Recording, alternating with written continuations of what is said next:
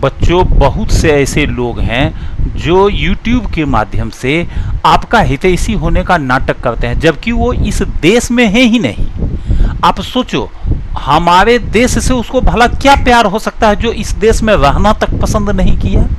हमारे देश से वही बंदा प्यार कर सकता है सही में जो कम से कम हमारे देश में है। हम जैसे भी हैं, हम अच्छे हैं, बुरे हैं, हम समस्याओं से ग्रसित क्यों न हो, तो इन सबों का समाधान वही कर सकता है जो हमारे देश में है। दूसरे देश में यहीं का बंदा दूसरे देश में रहेगा और वो अपने आप को तो स्किप कर लिया।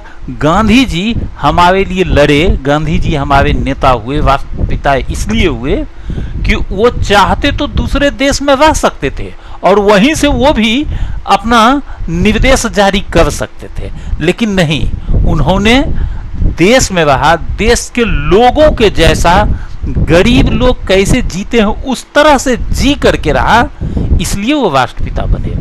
इसलिए नहीं कि दूसरे देश में रह करके और व्याख्या पे व्याख्या किए जा रहे हैं, हमारे कमियों को गिनाए जा रहे हैं। हमारे कमियों के साथ जो जी रहा है वही हमको जान रहा है सही से। इसलिए किसी अन्य देश में बैठे लोगों के बात में भ्रमित होकर के आप कभी भी कुछ गलत एक्शन मत लेना। अपने कैरियर पर फोकस करना है और दिन रात कड़ी मेहनत करना है। समस्याएं सब जगह कुछ न कुछ हुआ करती है, लेकिन समाधान भी होता है, और समाधान होता है स्किल से, समाधान होता है मेंटल एबिलिटी से, समाधान होता है दिन रात मेहनत करने के जज्बे से।